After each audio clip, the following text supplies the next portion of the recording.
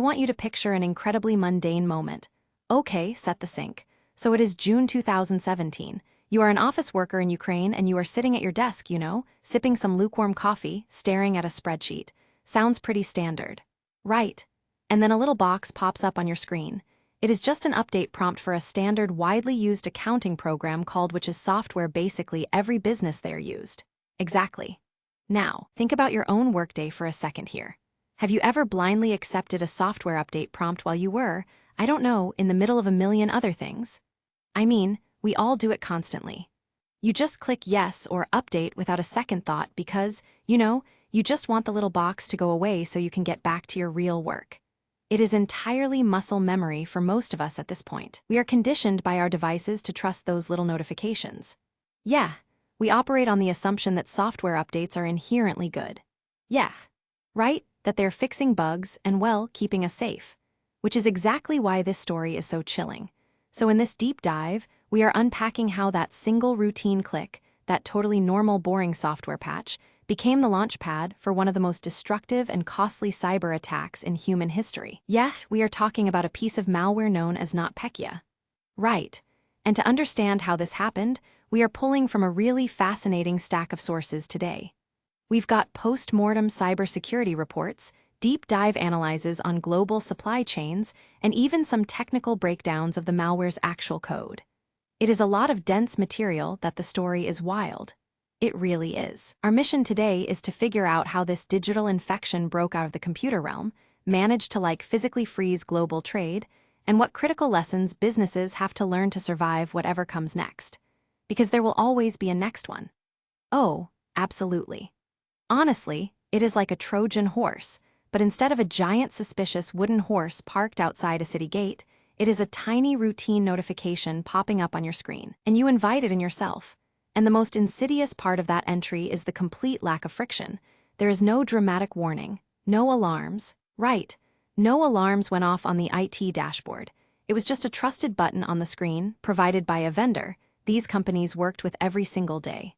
Okay, let's unpack the mechanics here, because the way this attack disguised itself right out of the gate is a huge part of the story. Yeah, the disguise is what threw everyone off. So our hypothetical office worker clicks update. The malware gets downloaded onto their machine, and at first glance, it looks like a very standard, albeit terrifying corporate nightmare. It looked like ransomware. Right. Screens locked up. They turned black and displayed a ransom note. Victims were told their files were encrypted, and if they wanted the decryption key to get their data back, they had to send $300 in Bitcoin to a specific address. And so ransomware is a known quantity in the cybersecurity world. Yeah. As awful as it is, it operates on a twisted transactional logic, like a business transaction. Exactly, it is extortion. The attackers lock your data because they want to make money off of you. Right, it relies on this bizarre form of customer service. Like if you pay them, they actually have an incentive to unlock your data. So the next victim knows they can trust the process. But the deep technical analyses in our sources reveal a massive twist with NotPetya. Yeah, it was a complete fake-out. Wait, so it wasn't actually trying to extort anyone at all? Not even a little bit. The ransom note was purely a disguise. It was just there to slow down security teams who thought they were dealing with a standard extortion attempt. Oh, wow. Yeah, when researchers finally dug into NotPetya's code, they realized it was actually what the industry calls a wiper. It was built purely to destroy data completely and permanently. Meaning even if some panicked business owner rushed to pay the $300 in Bitcoin, it wouldn't have mattered. It wouldn't have done a thing. The mechanism to recover the data simply did not exist in the code. That is brutal. Yes, there was no decryption key generated anywhere. The malware basically scrambled the master file table of the hard drive, which is what exactly? It is essentially the table of contents that tells the computer where every single file is located. Okay, I see. So once that table of contents was shredded, the data was gone forever. Its only objective with pure, unadulterated destruction. Okay, so we have this weapon of mass destruction disguised as a common digital mugger. But the obvious question here is, how does an update for a regional Ukrainian accounting software take down global multinational corporations? Because it didn't stay in Ukraine. Right? It obviously didn't just stay on those initial machines. No, and this brings us to the mechanics of its lateral movement. The code was engineered to spread with terrifying speed. Okay. Once it got inside a network through that accounting software update, it didn't just sit there waiting for the user to reboot. It actively hunted. Okay, let's break that down for those of us who aren't, cybersecurity engineers. How exactly does a piece of code hunt? Like, how does it jump from a desktop in an accounting department in Kiev to, say, the global servers of a massive corporation in London? It utilized this devastating one-two punch. First, it scraped the infected computer's memory for passwords and administrator credentials. Okay, think about how corporate networks are designed, right? They're built for seamless sufficiency. You don't want to enter your password every single time you print a document or open a shared folder or access the internet. Right? Usually you just log in once in the morning, and the network just kind of remembers you have permission to do your job. Exactly. That is called single sign-on, and it relies on the network cache in your credentials. It is essentially keeping your digital ID badge active in the machine's memory. Oh, I see where this is going. Yeah. NotPetya was designed to rifle through the computer's memory, find those digital ID badges, and steal them. So if an IT administrator had recently logged into that machine to, I don't know, fix a printer issue, NotPetya suddenly had the IT admin's master keys. Yep. Oh, wow. So it just wears their face and walks through the front door of the next server. Exactly. And the second part of the punch was exploiting a highly potent flaw in the Windows operating system itself. Okay, how did that work? It used those stolen credentials, combined with a Windows vulnerability, to forcefully push itself onto every other connected machine it could see. Okay, I want to make sure I'm visualizing this correctly. It's almost like someone copying the master key card to a massive office building. That is a great way to look at it. So the software update was how they got into the lobby.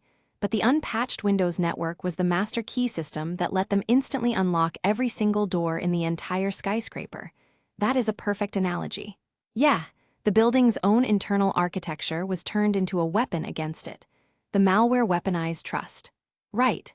The businesses trusted the software. Yes, businesses implicitly trusted their software supplier to send them a safe update. Then the malware exploited the fact that networks inherently trust their internal machines. It moved laterally, leaping from machine to machine, jumping across entire corporate domains.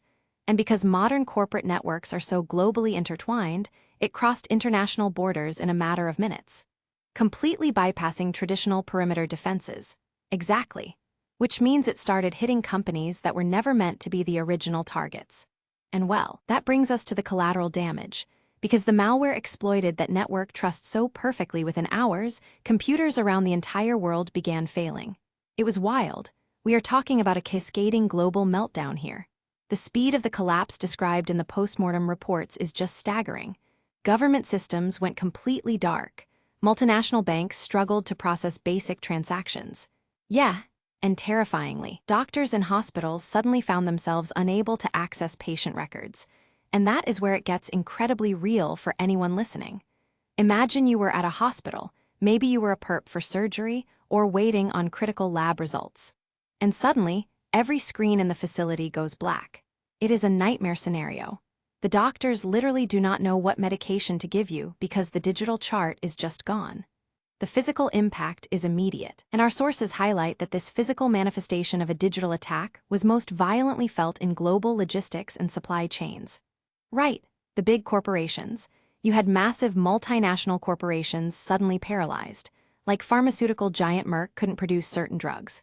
Mondelez, the company that makes Oreos, had factories come to a complete standstill. I read about that. And the shipping subsidiary of FedEx, TNT Express, was thrown back into the dark ages. They were actually forced to process packages with pen and paper. But the example that really sticks out in the research, the one that really forces you to rethink how fragile the modern world is Merck. Oh, yeah. Merck is the ultimate case study here. They are one of the largest shipping and logistics companies on Earth. Don't they move a massive portion of all global freight? They move roughly a fifth of the world's entire freight, and their systems were absolutely decimated. The sources say thousands of their machines across all their global offices were wiped out almost simultaneously. Yeah, and when a shipping giant like Merck loses its entire IT infrastructure, the global ports freeze. We're talking about 76 port terminals around the world going completely dark. Let's dwell on this for a second, because we usually think of cyber attacks as digital headaches, right, and inconvenience. Yeah, you get a notification that your credit card was in a data breach or a website you want to use is temporarily down. It feels abstract. But here, massive physical cargo ships the size of the sea and sitting dead in ports. It is hard to wrap your head around. It completely erased the line between physical and digital. It really forces a massive shift in perspective. Right. The real world standstill described in our sources is profound. Like, consider a modern shipping terminal. You're these cranes towering hundreds of feet in the air. Yeah, trucks lined up for miles outside the gates and ships arriving with tens of thousands of metal containers. When the computers die, the physical world just stops working, because the crane operators literally don't know which container to live. Right, and truck drivers don't know which container they are supposed to pick up, because all the containers look exactly the same. I mean, it's just a sea of corrugated metal boxes. Exactly. You can have a massive metal shipping container sitting right there on the dock. It might be full of perishable food or life-saving medical supplies or consumer electronics. But that container is completely useless. If the digital record of what is inside it, who owns it, and where it needs to go is destroyed, so the physical asset is permanently tethered to its digital identity. Exactly that. That is such a wild concept. The metal box exists in physical space. The truck is idling right in front of it. The driver is sitting in the cab, but without the data, it might as well not exist. It's just a giant roadblock. Without the data, a modern supply chain is just a collection of very heavy objects sitting in the way of other heavy objects. Wow. NotPetya proved that digital disruption translates immediately into physical paralysis, and the financial toll of that physical paralysis was astronomical. The sources note, NotPetya cost an estimated $10 billion in damage globally. 10 billion. It's a remarkably harsh lesson in connectivity, but I want to pivot from the destruction to how we rebuild and defend against this. What are the lessons businesses actually take away from this? Like, how do they protect themselves from similar threats moving forward? Well, the overarching core lessons synthesized from all these sources is in a hyper-connected world, trust cannot be blind. Right. One infected update in one country can reach far beyond that origin point and take down your entire operation. So based on the analysis, there are 3 critical defensive strategies that businesses absolutely must adopt to survive. Okay, what is the first one? The first one fundamentally shifts how companies view their borders, and that is supply chain security. Because the attack didn't start with someone hacking Maersk directly, it started with a third-party vendor. Precisely. It began through a trusted external supplier, that Ukrainian accounting software.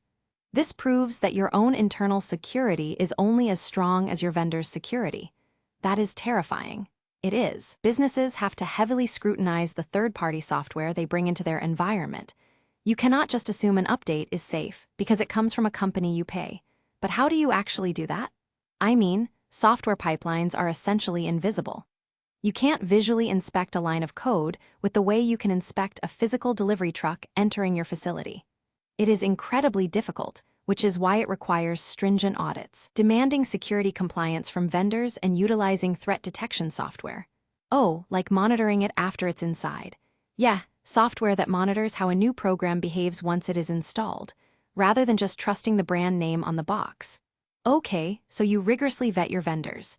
You monitor the updates. But let's say the absolute worst happens and the malware still slips past the front door, just like NotPetya did. What then? That leads directly to the second critical defense, which is network isolation, or what the industry calls segmentation. Okay, think back to our master key card analogy. If an attacker gets into the lobby, they shouldn't automatically have the ability to ride the elevator to the executive suites or the engineering labs. Oh, I see. So you essentially build digital firewalls between different departments inside your own company. Yes, you put up blast doors. If the accounting department in one regional office gets infected, that infection shouldn't have a free pass to traverse the network and take down the global shipping docks or the manufacturing floor. That makes total sense. You have to contain the damage by dividing the network into smaller, heavily monitored zones. So if a fire breaks out in accounting, it just burns out in accounting, and the rest of the business keeps running. Exactly. It is about limiting the lateral movement. You essentially starve the malware of targets. Right? Okay. And the third strategy highlighted in the sources really comes down to resilience, which is backups and patch management. Let's talk about backups first, because since NotPetya was a wiper designed for total destruction, having offline backups seems like the only actual lifeline. Oh, it is entirely non-negotiable. Think about the photos on your own phone. If you drop your phone in a lake, but you have a cloud backup, you were inconvenienced, but your memories are safe. Sure. Now imagine a piece of malware that not only destroys your phone, but actively hunts down your cloud account credentials, logs in, and deletes all your backups there too. Oh, that's horrifying. That is exactly what these businesses were facing. NotPetya sought out connected backup servers and wiped those as well. Wow, so even the backups weren't safe if they were on the network. Exactly. The only defense is having offline disconnected backups, data that is physically separated from the network, so the malware simply cannot reach it. Oh, I see. If your main systems are wiped, you wipe the hard drives clean, pull out your disconnected backup, and restore from scratch. Okay, I am totally on board with disconnected backups, but I have to stop you on the second half of this strategy. Okay, what is it? Hold on, I'm getting mixed signals from the research here. You're saying patch management, which literally means installing software updates, is a key defense.